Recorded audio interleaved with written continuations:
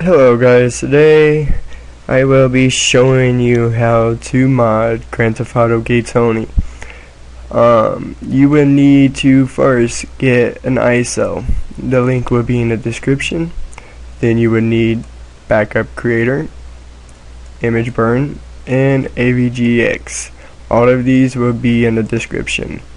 These will not be in the description. You would have to get your mods from 7 cents or something like that. Alright, first you would need to do is go to AVGX after you get it downloaded and have everything downloaded. You want to go to options, make sure all of these are checked, that the ones that are checked. Make sure you check this one to make sure there ain't no DVD game data corruption. Go to autofix, change it to level 3. You don't have to do this, but I do. This is where I play at. If it's different for you, I would put it in there. And then you would want to pick your ISO.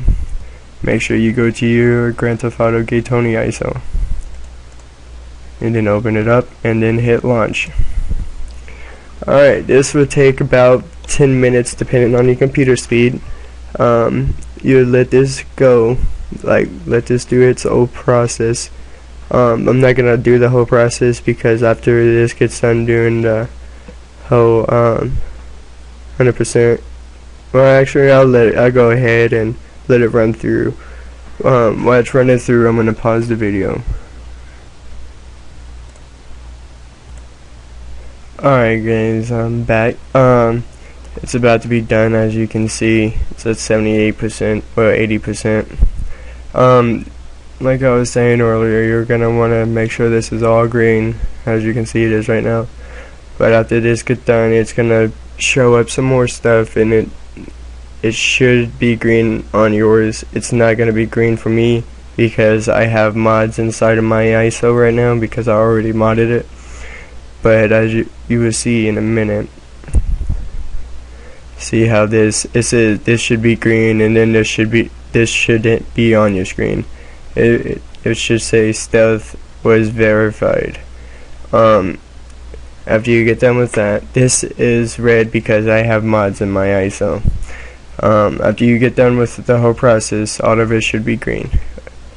You hit any key to exit, which I hit spacebar. Just exit out of this. You're done with this. You want to go to backup creator now, which mine is going to pop up a bunch of retarded stuff. Go to image browser, well, image tools in image browser. It's saying that because I have a blank CD in my computer right now. Go to open image file, go to ISO, or wherever you have your Grand Theft Auto Gatoni version at, and select it. Should open. First you want to do is extract this to your desktop. Right click it and hit extract. I usually save it to my desktop. Alright, now if you want them on Gatoni like this video is for, you go to DLC 2 and keep on clicking it until there's no more to click. Alright, now here's your script image and your script network image. First, what you're going to do is right click it, replace to the ones that you have on your computer. Mine are right here. So here's my script network image. Hit open. When you're doing this with a clean ISO, it most likely will pop up a little screen that if you add this, it may cause corruption. Just hit OK, don't worry about it. Go to script image, replace it with the one that you have. And then, alright, after you get done with that, you can minimize that. And then go to the very top and then go back to this one that we extracted earlier and replace it with the one that we extracted to our desktop, which mine is right here. Alright, after all that's done, you will exit out of that. Exit out of this. Alright, now you are wanting to go to image burn. Sorry, I'm sick, guys. My voice is cutting out some.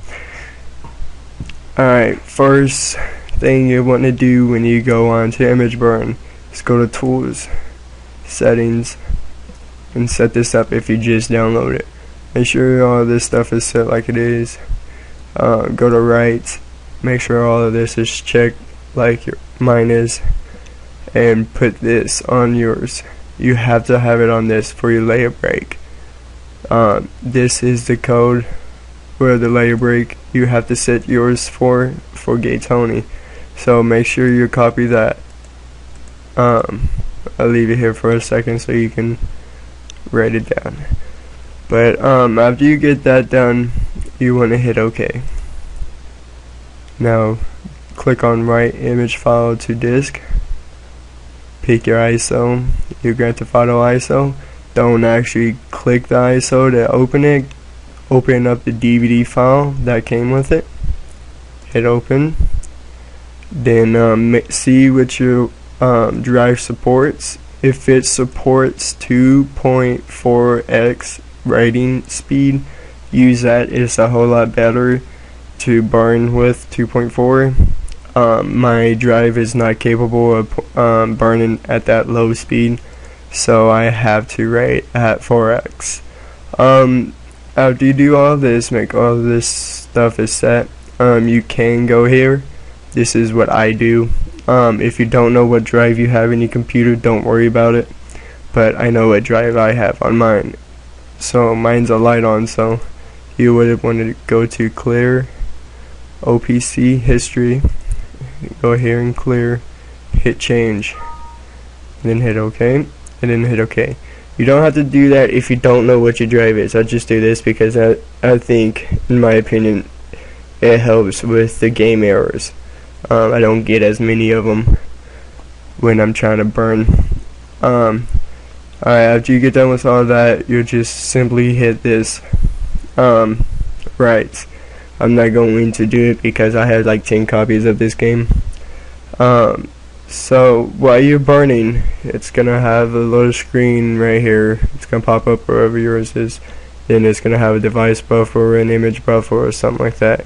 Let them all go both up to 100%, and then your game will start burning. It usually takes about 30 minutes to. Mine takes 25 when I'm writing it at 4 speed.